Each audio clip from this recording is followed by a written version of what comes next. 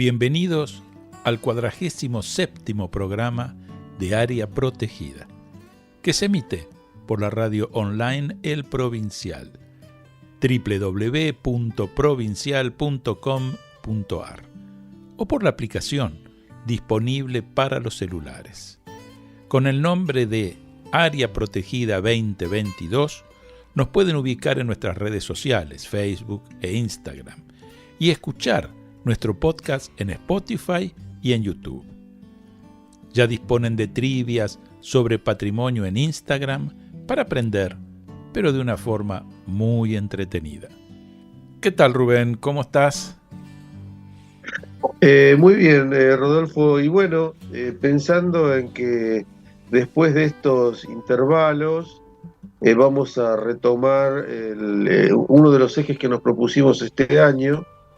Y la verdad que celebro y tengo muchas expectativas con la entrevistada de hoy, con Dora Barrancos, que sabemos que hace mucho tiempo trabaja sobre la conquista de la igualdad de derechos, Claro. sobre las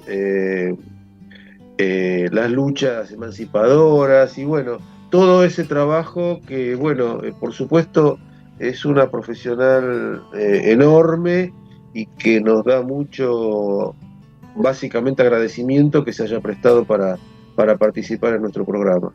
Sí, además yo que la conozco de hace muchos años y que hemos tenido la suerte de participar de muchas jornadas, congresos, charlas, en fin. Siempre, pero eso siempre, es un placer por un lado escucharla, por sus conocimientos, por la forma en que lo transmite y esa pasión que te digo realmente hasta entusiasma, te da ganas de decir, bueno, no, hay que investigar más y hay que ir más al detalle y disfrutar, porque ella evidentemente, si no, esto no sería factible, lo disfruta plenamente, con lo cual ojalá que todo eso también se transmita a nuestra audiencia como para que justamente se vea que la investigación tiene ese motor que es la pasión. Estás escuchando Área Protegida por El Provincial Radio con Rubén Mera y Rodolfo Giunta. En este segundo bloque de Área Protegida tenemos el gusto de presentar a Dora Beatriz Barrancos. Es una investigadora, socióloga, historiadora, educadora y feminista argentina. Es doctora en Historia por la Universidad Estadual de Campinas, Unicamp, de Brasil. Profesora consulta de la Universidad de Buenos Aires. Fue directora del Instituto Interdisciplinario de Estudios de Género de la Facultad de Filosofía y Letras de la UBA y es investigadora principal del CONICET, en donde formó parte del directorio entre el 2010 y el 2019. Entre sus publicaciones se destacan Mujeres en la Sociedad Argentina, una historia de 5 siglos, del 2007, Mujeres entre la casa y la plaza, del 2008, Devenir feminista, una trayectoria político-intelectual, del 2019, Historia mínima de los feminismos en América Latina, del 2020, e Historia de los feminismos en América Latina, del 2022. Qué gusto tan grande, Dora, contar con vos en nuestro programa, así que te agradezco muchísimo tu participación en Área Protegida. Gracias a ustedes por esta posibilidad de comunicar.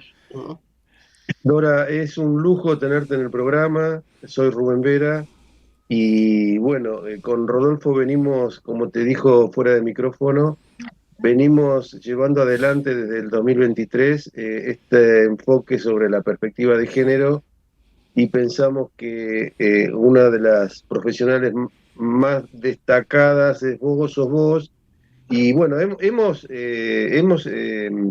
invitado otras profesionales que seguramente vos conocés, a Sandra Torlucci, a Carolina Quiroga, a, como dijo en algún momento, Inés Moisset y varias más.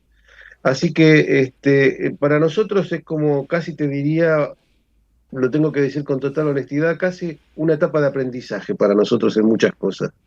Fíjate que tanto Carolina Quiroga como Inés Moisset habló sobre las arquitectas que estaban invisibilizadas durante el siglo XIX, el siglo XX, y yo que soy docente de historia prácticamente no las conocía.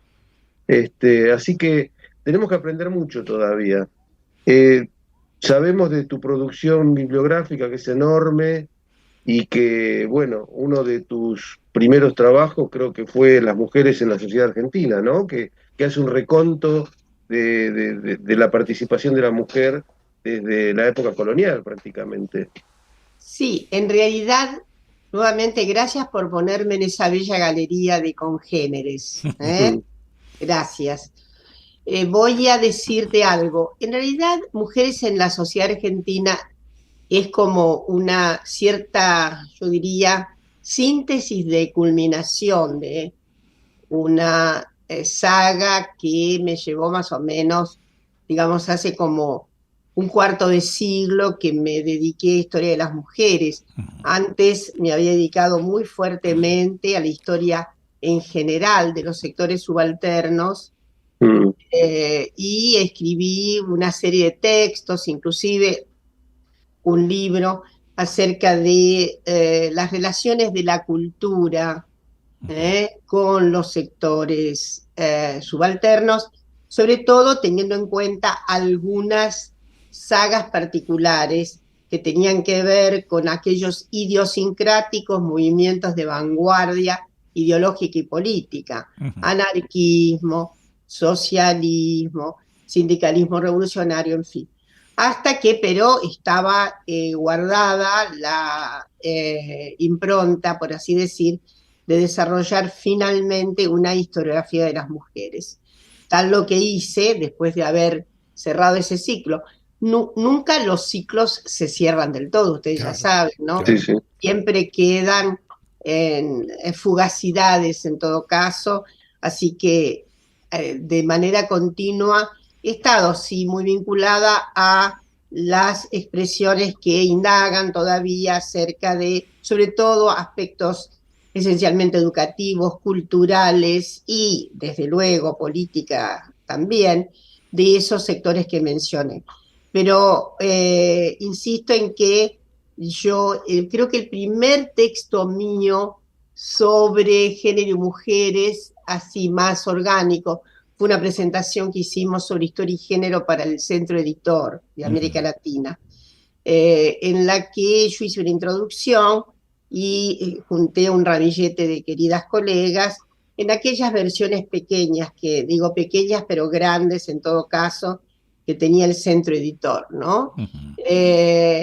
Y bueno, y desde luego, un ocultamiento. Estoy rectificándome un poco, porque en realidad mi primera excursión en torno de la problematización acerca de las vinculaciones históricas entre los géneros tiene que ver con un capítulo que yo dediqué a mi tesis de maestría en Brasil, cuyo título es, para que ustedes vean, el contrafeminismo del feminismo anarquista. De modo que yo le dediqué varias entradas al anarquismo, a las mujeres del anarquismo, que habían tenido también una suerte de opacidad en la historiografía. En general, ustedes saben que el anarquismo había sido analizado como una vertiente ideológica y política, ¿no? Exacto. Y menos como una vertiente cultural, como un cauce muy fragoroso de motivos de irradiación para la inestabilidad, tanto de lo cotidiano como de lo público. Bueno, entonces ahí yo me dediqué a analizar mucho esa gestión de las anarquistas en nuestro país desde ya, y fue para mí todo un descubrimiento porque ellas jamás se identificaron con el feminismo. Es toda una página, ¿no? Muy particular, la diatriba contra el feminismo, porque parecía el feminismo una sobredosis de individualismo, en este caso por parte de las mujeres. Mira. Así era. Se consideraba, en general, había mucha reticencia, no dentro del socialismo. El socialismo abraza la causa feminista de una manera peculiar, ¿no? Siempre poniendo sobre la base del fenómeno de la subordinación femenina la subordinación de clases, ¿no? Claro. Pero Claro. además le debemos al cauce socialista, le debemos a la socialdemocracia en el mundo, fue la fuerza política pionera en solicitar el voto femenino. Exacto. Esto no puede olvidarse. Entonces, sin embargo, mis queridas anarquistas tenían una desconfianza tremenda sobre la vertiente feminista, ¿no? Uh-huh. Creían que era una indexación de los valores burgueses, que se seguía en ese mismo derrotero. Por eso las feministas se van a, las feministas anarquistas, encomillado, se van a oponer a la obtención formal de derechos. ¿Por qué? Porque el anarquismo está contra toda forma jurídica. Claro. Entonces, es imposible ver a las anarquistas solicitando el voto. Es imposible ver a las anarquistas solicitando el divorcio. ¿Por qué? Porque lo que no debe permitirse es el matrimonio legal, que es una especie de abdicación de la libertad, de la abdicación de la autonomía emocional, erótica, etcétera, etcétera. Exacto. Entonces, ven ustedes cómo son las cosas. Así que en esa cantera, sin embargo, y ahí quiero decir algo, para mí, en aquella primera excursión a las posiciones de las anarquistas, ahí, sin embargo, yo hice una descubierta, para mí, un descubrimiento todo encomillado, que también se produjo en España, con una gran querida colega, Mary Nash, de la que me torné muy amiga, ella trabajaba los mismos temas, y en realidad ahí está el punto de, ¿cómo diré?, de avance extraordinario feminista. Exacto. De las contrafeministas. Claro. Son las anarquistas las primeras en solicitar, actuar, y de manera muy, muy concreta, en el orden de la autonomía decisional para la procreación. ¿Está claro? Oh. No es que abogaban a favor del aborto, no es por ahí. Pero sí de la necesidad inexorable de que las mujeres decidieran acerca de la reproducción. Por lo tanto, sus medidas eran contranatalistas. Claro. Eran anticonceptivos, y de hecho había una figura muy importante en España y una revista muy importante que dirigía una figura muy vigorosa, el doctor Martí, y hizo mucha escuela en todos los lugares. Entonces, las adhesiones anarquistas, sobre todo de las mujeres, tenían ese desideratum, la maternidad consciente. Claro.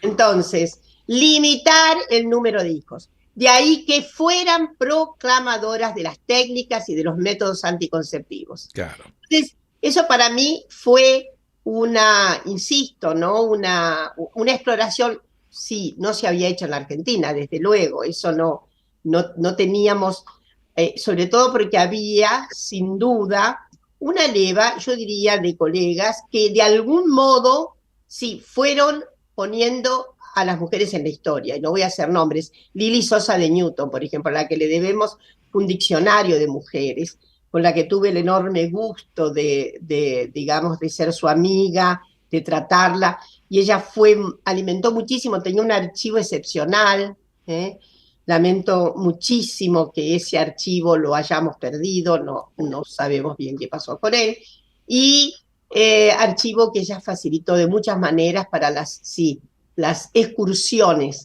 claro. que finalmente hice de manera sistemática. Así que bueno, en realidad ese es el primer mojón.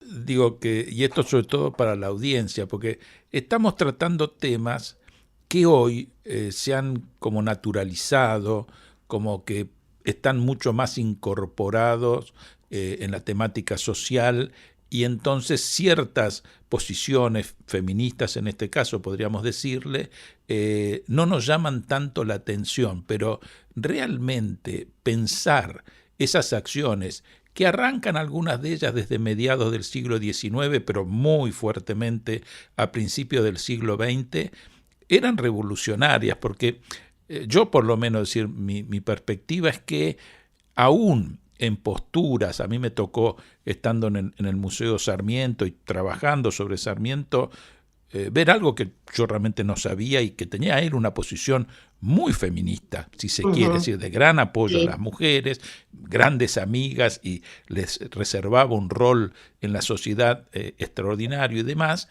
Pero cuando se tiene que hacer el Código Civil, que lo hace con este amigo, con Dalmacio Vélez Arfiel y demás, es decir, la mujer no figura, es decir, no, y esto tarda muchísimo tiempo. Entonces, por un lado están los paradigmas que eran muy fuertes y que realmente era muy difícil doblegar, y estas primeras acciones que provenir de estos grupos, como vos los llamás, subalternos, tampoco fueron muy visibilizadas, porque gran parte de lo que procuraron o proclamaban las anarquistas, los socialistas, ya desde el principio del siglo XX, se tardó más de medio siglo en que se implemente, digamos, ese instrumento, el tema de votar, claramente, ¿no? Es decir, hace poco, en marzo, se cumplía, ¿no es cierto?, los 150 años de la Lenteri, que fue como la primera mujer que votó rebeldemente en su momento, pero que bueno, eso no implicó un cambio en la legislación que viene mucho después. Entonces digo,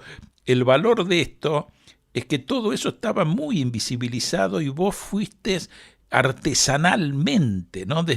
Sacando esas capas como de cebolla para llegar a temáticas que no eran abordadas, es decir, no estaban incorporadas a la historiografía seguramente.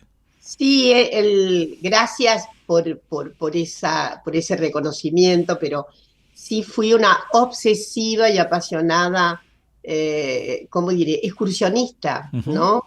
Ustedes saben muy bien que la investigación histórica sin pasión es lo mismo que una milanesa sin rebozado. Sí. No tiene sentido, es claro, otra cosa. Claro. La pasión es un movimiento muy ligado a la inteligibilidad, a la inteligencia, ¿no? Quienes saben muy bien esto son, obviamente, es la fenomenología, ¿no?, que ha ligado lo emocional con lo cognitivo. Exacto. La verdad es que si no nos emocionamos, no conocemos nada. Eso no quiere decir que luego seamos solo un manojo irracional de pasión. Exactamente. Es diástole y sístole.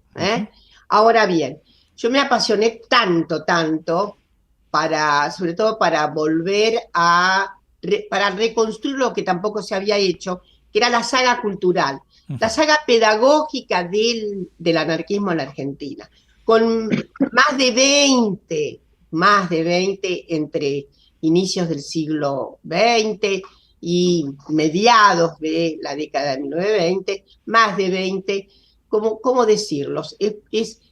Probablemente no tenga mucho que ver con el propósito de institutos pedagógicos, ¿no? Ajá. Lo de institutos pedagógicos suena un poco holgado, pero en realidad crearon una serie de escuelas racionalistas, que fue para mí también, se había hecho en España, había habido un colega que en realidad después trabajó en Francia, que yo conocí, había también hecho la misma cuestión, ¿no? Y esto era la aguja en el pajar, porque efectivamente el recorrido que yo tuve que hacer, sobre todo por las fuentes editadas del anarquismo, que no faltaban, y además no faltaban también los reservorios. Por supuesto que también para esto fui a la gran meca, Ámsterdam, que era donde estaba el Instituto de Historia Social, para la gente que no es del ramo, no es del rubro, pero que le interesa seguramente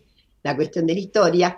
En Ámsterdam, y existe todavía felizmente, un extraordinario Instituto de Historia Social que ha sido una cuenca de archivo excepcional Claro. para diversos frentes de vanguardias proletarias, por así decir.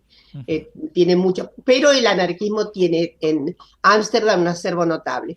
Bueno, pero acá también, ¿no? Yo me valí especialmente de dos grandes queridas casas.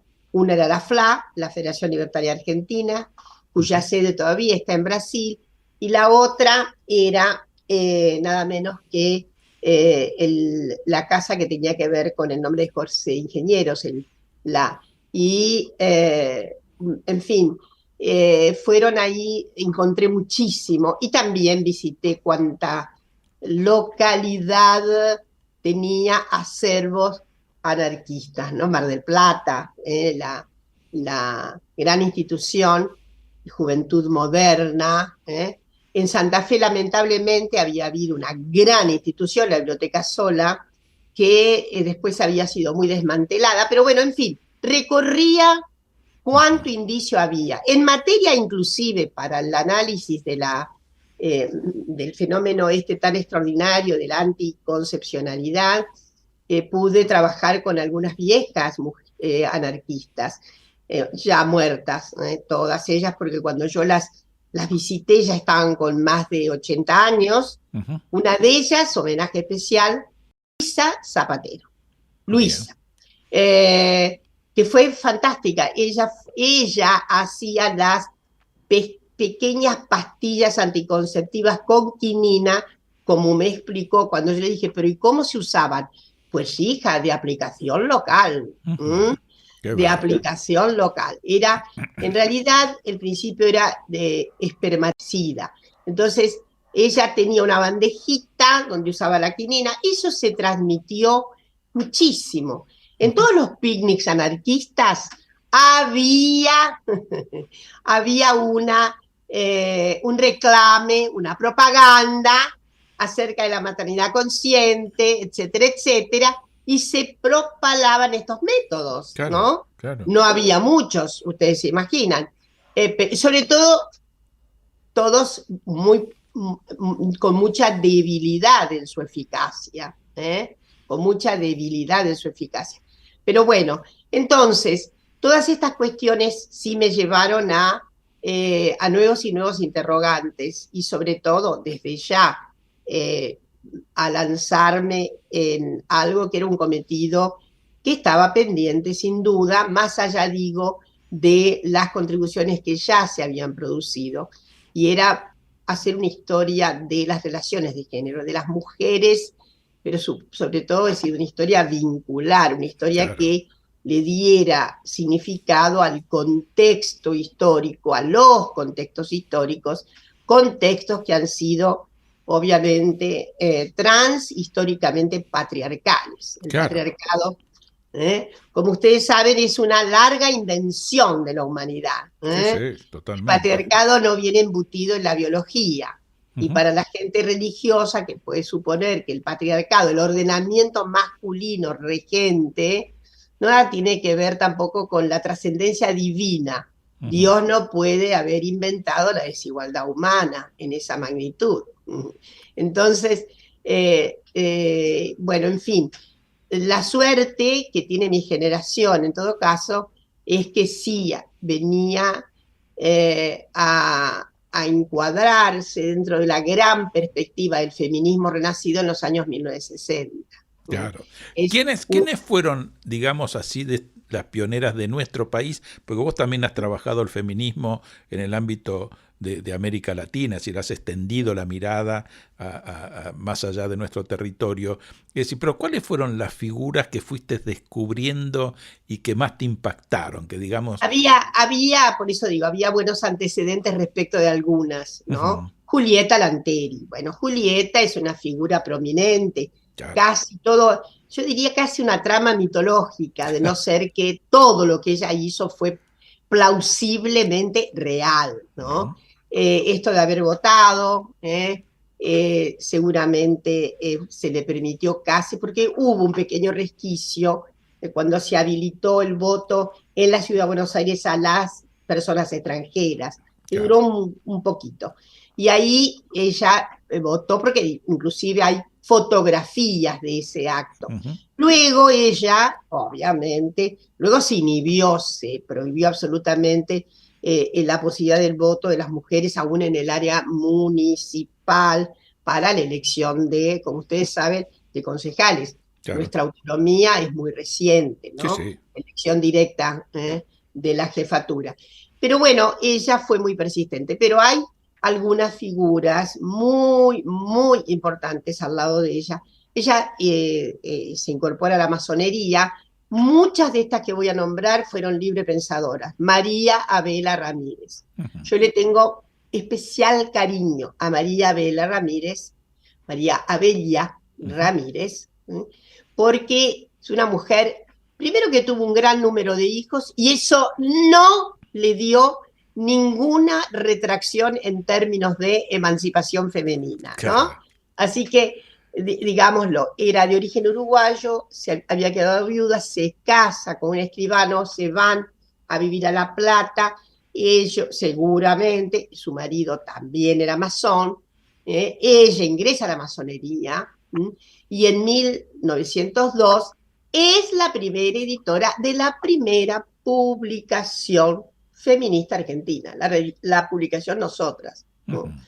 Entonces, es una publicación de lo más interesante, muy anticlerical, muy libre pensamiento, pero con, yo diría, con un aire muy epocalmente ya renovado, porque se analiza esa publicación y, bueno, tiene el aire de época y al mismo tiempo esa conmoción que va a significar el ideario del feminismo emancipador. La procura de los derechos civiles y la procura de los derechos cívicos. En general, ese primer feminismo tiene tres grandes motivos, tiene más, pero también hay que distinguir que siempre hay que hablar de feminismos en plural. Siempre había combustibles diferentes. Desde el nacimiento del feminismo en 1848.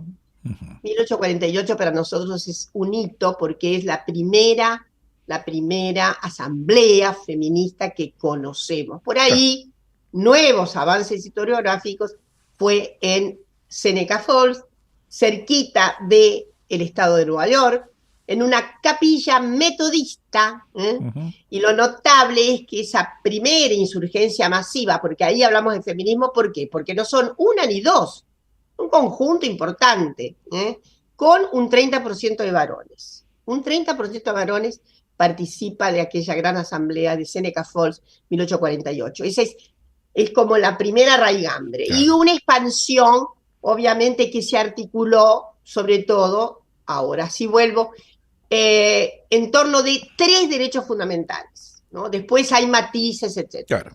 El derecho a la igualdad jurídica, todos los sistemas jurídicos abonaban la regencia patriarcal. Totalmente. Los que tenían régimen codificado, como eran nuestros países, o los que tenían régimen consuetudinario, como era el área anglosajona. Pero en uno y otro, en una y otra dimensión de lo jurídico, la verdad era que las mujeres estaban sujetas a la voluntad del marido. Totalmente. Entonces, ahí hay que pensar que primero sacarse el orden jurídico que las había disminuido, que las había colocado en una situación de minoridad. Exacto. Más grave que la minoridad. Voy a explicar por qué. Porque una persona menor de edad tenía un regente, pero para un chico se escapa y hace las suyas. Pero para una mujer era muy difícil huir de los estándares del sometimiento. Sí, hubo muchas. Felizmente, muchas fugaron. Y las celebramos notablemente. Cada vez más encontramos puntos de fuga, ¿no? Pero bueno, esa era la primera. La segunda, derecho a votar. Claro. Era la segunda. Es más, hay algunos cauces feministas que solo se especializaron en el derecho al voto. Bien. más que en los otros. Sí, sí. Y el tercer gran elemento, la igualdad en materia de educación. No podía haber esa brutal discriminación que sufren las mujeres durante el siglo XIX especialmente, que son excluidas de las casas universitarias. Muy lentamente se van a incorporar y en general, hay varios trabajos sobre esto, las mujeres que van a la universidad ahí con muchísimas dificultades, ¿no? Claro. Van a estudiar medicina u obstetricia, etcétera, por una razón muy elemental.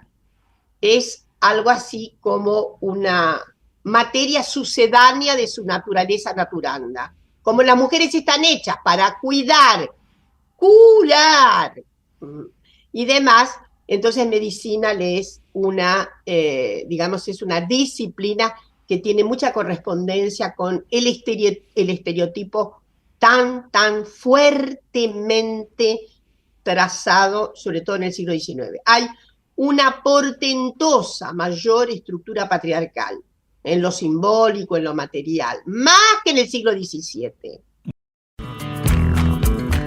Acompañan a Área Protegida el Comité Argentino de ICOMOS, Consejo Internacional de Monumentos y Sitios, organismo que trabaja por la conservación, protección y valoración de los monumentos y sitios de valor patrimonial, y el Comité Argentino de ICOM, Consejo Internacional de Museos, organización no gubernamental que establece estándares profesionales y éticos para las actividades de los museos. CICOP, Centro Internacional para la Conservación del Patrimonio, organización no gubernamental que desde hace 30 años trabaja en pos del conocimiento y conservación del patrimonio cultural. Damos inicio al tercer bloque de Área Protegida y estamos en compañía de Dora Barrancos, que nos viene comentando toda esta historia del feminismo, tanto en Argentina como seguramente también en América Latina, Dora. Bueno, yo había hecho un detour, un poco, volví sobre el inicio mismo del feminismo y el significado que tuvieron esos tres órdenes de derecho. Hay otras manifestaciones de derechos, pero depende de cada latitud, de cada circunstancia y demás. Y dije que había feministas que se habían especializado sobre todo en el problema del sufragio femenino. Exacto. Eso no quiere decir que abandonaran lo otro, pero fueron, muy caracterizadas sus movilizaciones en torno, sobre todo, del voto de las mujeres. Pero te pregunto algo, Dora. Todo esto que estás diciendo, para ubicarlo temporalmente, estamos como a caballo entre el siglo XIX y el siglo XX. Y en algún momento también la Unión Cívica Radical tuvo también su participación en todo esto, o estoy confundido. No, es una buena cuestión, porque tenemos una gran feminista también, muy original, que es nada menos que Elvira Rawson, que participa, ella estudia medicina y participa en la contienda de 1890. Claro. Por lo cual ha habido una asimilación, inclusive hay una distinguida colega que la coloca, hace una biografía de Elvira muy conectada con la Unión Cívica Radical. Yo tengo más bien una percepción un poco, ¿cómo diré?, un poco viscosa. Me parece que ella mantuvo bastante independencia respecto de la incorporación identitaria con fuerzas políticas, ¿no? De todas maneras fue muy amiga de las socialistas, y Elvira Rawson es una expresión, notable de esa primera leva de feministas, pero no puedo dejar de pensar en que Cecilia Grierson, que es nuestra primera médica, y que además va a ir a fines de siglo al Gran Congreso Feminista en Londres, ella tenía una ascendencia, que correspondía a la cuestión de las islas, y y va a ese congreso y vuelve Cecilia probablemente fue un poco más neutra a ese congreso feminista. Eso es lo que sospecho. Pedagoga, maestra, etcétera, y egresada, la primera egresada médica que tuvimos. Pero vuelve con una gran convicción y ayuda a forjar una primera institución feminista, que es el Consejo de la Mujer. Claro. Digo feminista porque no toda la membresía tenía una adhesión al feminismo más articulado y de mayor radicalidad en todas las dimensiones. De modo que al final queda en manos de un conjunto más conservador de mujeres, ella se va, pero las primeras universitarias se reúnen en 1904, fundan el Centro Universitario, ¿no?, de Mujeres Universitarias. Muy interesante. Y ahí van a parar todas, ¿no? Todas las que estaban. Quiero decir que todavía Alicia Moró no aparecía mucho. Alicia Moró estaba estudiando medicina. Todavía en el primer Congreso Femenino Argentino, que se hace en la Argentina, que es muy importante, porque fue el primer congreso continental, digamos, de mujeres. Tenía una discúlpame, ahí estamos en la década del 20, más o menos. No, 1910. 10, 1910, donde ya había conjuntos, ¿no?, feministas. Muchas feministas eran socialistas, no cabe la menor duda, pero muchas eran librepensadoras. Bueno, una podría decir, bueno, al final una socialista es una librepensadora. Pero cuando uno dice librepensadora se está pensando justamente en que no tienen una adhesión partidaria, además de ese estado libre de pensamiento, que como ustedes saben tenía muchas manifestaciones. Dentro de la masonería ni se diga, aunque la masonería es hay mucho trabajo felizmente hoy sobre esa institución que parece tan críptica, etcétera, etcétera. Tenía, digamos, participantes de muy diversa extracción, Inclusive tenía eclesiásticos, había eclesiásticos masones. Bueno, de todos modos, la masonería por adopción, así se llamaba, era la que admitía a las mujeres. Pero la cuestión del voto de las mujeres también partía un poco lo interno de la masonería, al punto que, por ejemplo, una deriva de la masonería más oficial, que se llamaba Rito Azul, que le publica a Julieta Lanteri. Seguramente era un grupo de disenso que tiene mucha afinidad con las luchas feministas. Para acercarnos todavía más a esto, diré que Uruguay, lugar en donde además el libre pensamiento da lugar a una forma del liberalismo que nunca conocimos en la Argentina. Ajá. El liberalismo uruguayo, el de Valle y Ordóñez, esa fracción radicalizada del Partido Colorado, no tiene similitud en Argentina. Puede tener una o dos voces, pero allá era una expresión notable. Esa expresión es la profeminista, anticlerical, civilista, etcétera, etcétera, etcétera. Que al mismo tiempo hizo vínculos con grupos obreros. Muchos anarquistas votaban a esa fracción del Partido Colorado. Eso está muy analizado. Don Pepe fue una figura extraordinaria. Voy a contar que solamente un dato ya lo pinta. Él solía escribir, tenía un diario que fue muy importante. Solía escribir las notas con seudónimos de mujer. Laura era uno de sus preferidos. Bueno, es difícil encontrar en la Argentina esa vertiente, ¿no? Bueno, de la radicalidad liberal no existe en la Argentina. Hubo algunos elementos, yo entiendo que el primer Ernesto Quesada era un liberal radicalizado, pero luego aborta en esa posición. Berrotaveña era un liberal radicalizado, etcétera. Amigo también de la causa femenina. Donde hay liberales radicalizados, hay amistad con las feministas. ¿Está claro? Bien. Bueno, ahora no me quiero perder. Alicia Moró, que va haciendo un tránsito hacia el socialismo y hacia el feminismo. Visita Estados Unidos después de la contienda y vuelve muy radicalizada feminista, ¿no? Claro. Y bueno, ella se incorpora con mucha fuerza. El socialismo, debo decir, hay una circunstancia personal en Alicia, que es su relación con Del Valle y Berrucea, su relación amatoria con Del Valle.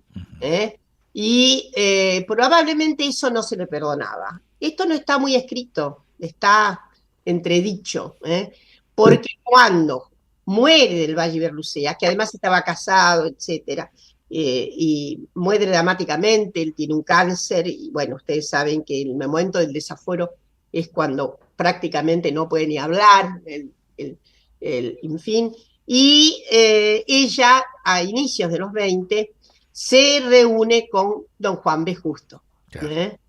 Pero, yo tuve el gusto de entrevistarla a Alicia. Cuando volví del exilio, Alicia ya estaba con 90 años, su lucidez era extraordinaria. Le hice una larga entrevista. Espero que no me la haya comido. Ustedes saben que las entrevistas se hacían en aquellas patéticas tecnologías del pasado, lo que hoy tenemos. Y ella me confesó algo, seguramente a sabiendas de toda la lucha interna que había tenido el socialismo. Es porque hay una serie de anécdotas, pero no me voy a detener en ellas. Ella me dijo, esa entrevista debe haber sido en el 85, 86, ya murió ahí nomás. Me dijo, sí, me he dado cuenta que los varones del partido tenían la actitud de la concesión graciosa de darnos un lugar. Mirá vos. Indicando lo que sabemos. Bueno, pero la verdad es que ya en los 20, hablando de esas pioneras, hay una, yo diría, alcance mayor, cierta masividad encomillada, porque no solamente están las mujeres estas que provienen de fuerzas socialistas, librepensadoras y demás, sino que por otra parte también se agregan mujeres que vienen de ciertos sectores de élite, que van a hacer una concurrencia importante en la lucha por el sufragio. Va a haber grupos también de mujeres que no son, digamos, afines con las ideas de Julieta Lanteri, Alicia Moró, claro, y Elvira Rawson, pero que, por eso digo, ese segmento se especializa sobre todo en el sufragio. De ahí que hayamos logrado una ley enorme, de avance enorme, 1926, recuerdo, es el primer hito en materia de derechos para las mujeres, porque se cesan del Código Civil las más injuriosas determinaciones de la minoridad femenina. 1926. Y luego, 1932, la posibilidad de primer debate en el Congreso sobre el sufragio de las mujeres. Por primera vez, el Congreso trata en plenaria. Claro. Y saben una cosa, eran dos propuestas: divorcio vincular, que ya Uruguay lo tenía desde 1907, era divorcio vincular y sufragio femenino. Claro. Las dos propuestas ganan la mayoría en la Cámara Baja. Pero lo que ocurrió no puede sorprender, en un país que a veces tiene tantas ataduras para avanzar en materia de derechos. Nunca fueron tratados en el Senado de la Nación. Increíbles. Nunca fue abierto el expediente. Quien insistió muchísimo en abrir el expediente fue Alfredo Palacios. Claro. Pero yo además he analizado el diario de sesiones y demás. Fue tremendo lo que ocurrió porque, bueno, ustedes saben lo que era el Senado Ahora ha cambiado bastante su perfil, pero el Senado era una reserva estratégica de conservadurismo, ¿no? Sí, sí. Claro. Así que imposible. Pero bueno, hay muchos nombres más. Carolina Musilli, que venía de los sectores obreros. Hay que decir que esas mujeres estaban caracterizadas, las primeras feministas en general, no solo en Argentina, por un estatuto letrado, casi todas eran profesoras, maestras, etcétera, etcétera, provenientes de sectores medios, profesionales, en fin. Pero hubo mujeres del feminismo de extracción obrera. Carolina Musilli, gran figura, ¿eh? Era una muchacha que murió muy joven, y que autodidacta, que inclusive no solamente se dedicó a la causa de los derechos de las mujeres, sino de las niñeces, Ujú. y bueno, tendríamos muchísimos otros nombres para mencionar, pero ahí hay como una configuración en estas tres muy sintética de lo que fue el feminismo que avanzó hasta, digamos, luego hay una suerte de, ¿cómo diría yo?, de mormazo, de reflujo, después de los 30. La lucha se hace sobre todo la lucha es una lucha en general, fíjense ustedes, hay una cierta suspensión en el avance por los derechos después de haber perdido, evidentemente, haber ganado y perdido, ¿no? La posibilidad de el sufragio, y viene una lucha que ha sido ya muy destacada, que era el grupo que llevó adelante las posiciones de las feministas contra el fascismo. Claro, claro. Entonces, Ahí estamos en los inicios del 40, más o menos.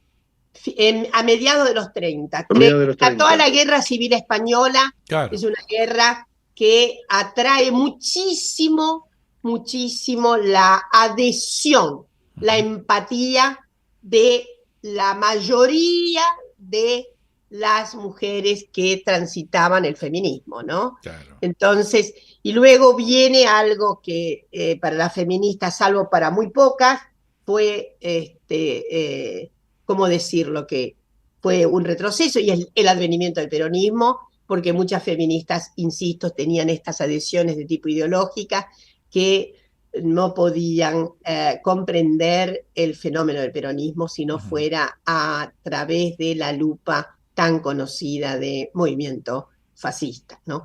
Lo cual fue un malentendido grave, Claro. que significó yo diría, un estancamiento muy severo. Pero bueno, está la figura de Eva Perón, que también a su modo es la contrafeminista. Ella tenía mucha prevención con el feminismo, faltaba más, ¿no? Pero en realidad, lo hemos dicho muchas veces, las preocupaciones de Eva Perón son con dos sujetos. Sí, se ocupa de todo el mundo. Evita tiene ese contenido telúrico extraordinario de los excluidos, de los pobres y demás. Pero en realidad, la Fundación Eva Perón se distingue por la actuación para dos sujetos, las mujeres y las niñas. Claro.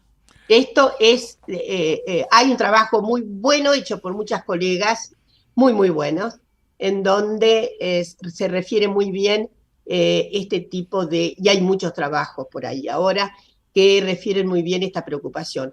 Yo creo que Evita nunca abdicó de esa posición de mujer, de mujer que había venido de abajo, que tenía algún toque íntimo respecto de la excepcionalidad con la que la suerte la había llevado a esa posición, y una entrañable relación con las congéneres. Por eso inventa la rama femenina, el Partido Peronista Femenino, etcétera, etcétera, etcétera. Bueno, así que ahí tenemos otra perspectiva, y gracias al peronismo, las mujeres, además, bueno, se obtiene el voto, desde ya, ella hace un reconocimiento rápido a las luchas anteriores en el precioso discurso que va a pronunciar el día de la promulgación, pero si ustedes la analizan, rápidamente hace un reconocimiento a las luchas que ha habido. Pero de todas maneras, quiero decir, guste o no guste, fue el peronismo el que llenó con más de 20% de mujeres el Congreso Nacional en los años, durante el primero y segundo mandato, ¿no? Claro, claro. Te iba a preguntar, Dora, haciendo este análisis en nuestro país, y como dijimos antes, vos trabajaste en un territorio más amplio de América Latina. En esta situación comparativa, ¿dónde había mayores avances y la situación era más vanguardista y dónde, por el contrario, las resistencias fueron más fuertes? Bueno, en toda América Latina hubo feministas, en toda América Latina. Lo más tardío en aparecer una propuesta feminista pueden ser los años, finales de la década del 10. Bien, puede ser. Bien. Yo creo que hay mucho esfuerzo en las mexicanas, porque las mexicanas en realidad, primero están cerca de Estados Unidos. El feminismo norteamericano, tanto en la primera ola como en la segunda ola, tiene una influencia muy grande. Segundo, había una gran feminista inclusive que vivía en Estados Unidos, Elena Arismendi, gran feminista que, bueno, por diferentes razones, ella había vivido primero en Texas, se había formado, después se va a Nueva York, y además muy pionera ella en la creación de una liga hispanoamericana de mujeres, Bien. que tuvieran una posición diferente de las anglosajonas, ya ven ustedes, ¿no? Eso en los años 20. Y bueno, México al conjuro muy, muy, muy decidido de la propia acción revolucionaria, ¿no? Claro. No se puede escindir lo que va a pasar con el feminismo de la acción revolucionaria. Con congresos feministas en Yucatán en 1916, en fin, es una expresión hoy mismo, ¿no? Hoy tiene toda una tradición. Colombia es un país donde las feministas también hicieron una saga muy importante, ¿por qué no decirlo? Uruguay es una cuenca. Chile es un país que tuvo por lo menos 3 iniciativas, acá también, en todos los países hubo la iniciativa de crear un partido feminista. Julieta lo intenta, una pequeña temporada, pero bueno, no resulta. Todos los países de América pasan por un momento en donde hay la ocurrencia de crear un partido feminista. Chile, una puede contar hasta 4, porque el cuarto era en realidad la rama muy feminista que tenía uno de los grandes partidos, orientado liberalmente. Dora, o sea, eso es fantástico. Claro. Ahora, Chile tiene, insisto en esto, tiene una gran tradición de feminismo. Interrumpida la dictadura de Pinochet, sí, claro. Claro. pero muy renovada actualmente. Y Dora, ahora como para ir cerrando, se nos van los minutos, pero para hablar de nuestra actualidad, ¿no? Con la ley sobre la interrupción voluntaria del embarazo, el matrimonio igualitario, la ley Micaela, yo creo que son conquistas, que es un cambio enorme para nosotros, y bueno, ¿qué podés decir sobre eso con respecto a todas estas nuevas normativas? No quiero olvidar a Costa Rica en esa mención rápida de países que también tuvo una leva muy, muy singular. A ver, en este momento, sin que eso significa una circunstancia de, ¿cómo decirlo?, de envalentonamiento ni una figuración de otro orden así, ¿cómo diré?, de supremacía, nos faltaba más. Pero la Argentina en este momento, desde el punto de vista de la formalidad de derechos, es la más empinada en la región. Justamente porque hemos obtenido nada menos que la ley de aborto. Claro. Y no es una ley cualquiera de aborto. Es una ley cuya técnica está siendo muy inspiradora. Es la mejor ley conquistada en América Latina. Claro. Entonces, está tan proyectada la ley que en este momento hay 2 países, ustedes lo saben muy bien, que efectivamente han modificado y están en vías de producir grandes transformaciones. Uno, Colombia. Ujú. El Supremo Tribunal determinó que no se puede penalizar el aborto. ¿Recuerdan eso, no? Claro. Y la otra es la gran sociedad mexicana. También el Supremo Tribunal el año pasado determinó la absoluta inconstitucionalidad que tiene la penalización del aborto. Claro. Bueno, pero ahí empezó a haber, obviamente, una propulsión de reformas del Código Penal en todos los estados, en la mayoría de los estados de México. Porque ustedes deben saber que México es realmente un estado federal. Claro. Y cada estado, la nación mexicana, tiene un gran número de pequeñas naciones dentro, porque tienen un código penal propio, cada uno de los autónomo, claro. Exacto. y entonces eso ha estado significando una traba. Pero bueno, no puedo decirles en este momento cuántos estados ya han progresado, pero una vez que se determinó el Tribunal Superior, ha habido una catarata de transformaciones. Y me parece que Colombia está muy cerca, porque, bueno, por la nueva gobernanza y por... me parece que va a haber todavía más dificultades en Brasil, país al que me acogió en el exilio y que yo pensaba que iba a ser país pionero en materia de justamente la igualdad absoluta de todos los sexos, géneros, etcétera, etcétera, pero no fue así. Ha venido una regresión. Bolsonaro es la síntesis más tremenda de esa regresión. Vuelve dispuesto a la lucha contra el feminismo, saben que lo ha dicho, ¿no? Claro. Bueno, y me parece que ahí, debido a los acuerdos inexorables que hay que hacer, Lula está en esto un poco limitado, ¿no? Porque las bancadas no podrían corresponderse a... Pero hay 60, escuchen bien, Brasil tiene en este momento 60 proyectos en el Congreso para regredir en materia de derechos que tienen que ver con las mujeres y las disidencias sexogenéricas. 60 proyectos. Qué bárbaro. Entonces, en la Argentina, en este punto, hagámonos un poco, ¿cómo diré? Un poquito, ganemos un poquitito de orgullo. De orgullo, no sé, pero no sin exagerar. Pero tenemos una suma de cuestiones, desde la ley de matrimonio igualitario, la ley de identidad de género, la ley Micaela y justamente la ley de interrupción voluntaria del embarazo, que a mí siempre me gusta decirlo, porque es un hito.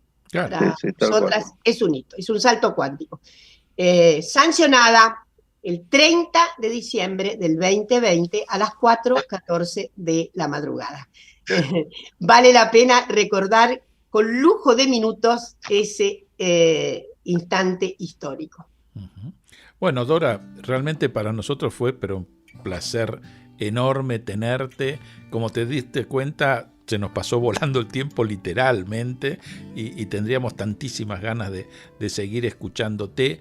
Por supuesto, como lo hacemos con todos nuestros invitados, te abrimos las puertas de Área Protegida para que, si hay una publicación de libros, si hay jornadas, en fin, aquello que vos necesites para difundir actividades que se hagan, cuentes con este espacio para hacerlo. De mi parte, que además hacía algún tiempo que no te veía, ha sido un gusto enorme volver a encontrarte, porque siempre te he tenido un cariño fantástico, así gracias. Que bueno, te agradezco infinitamente.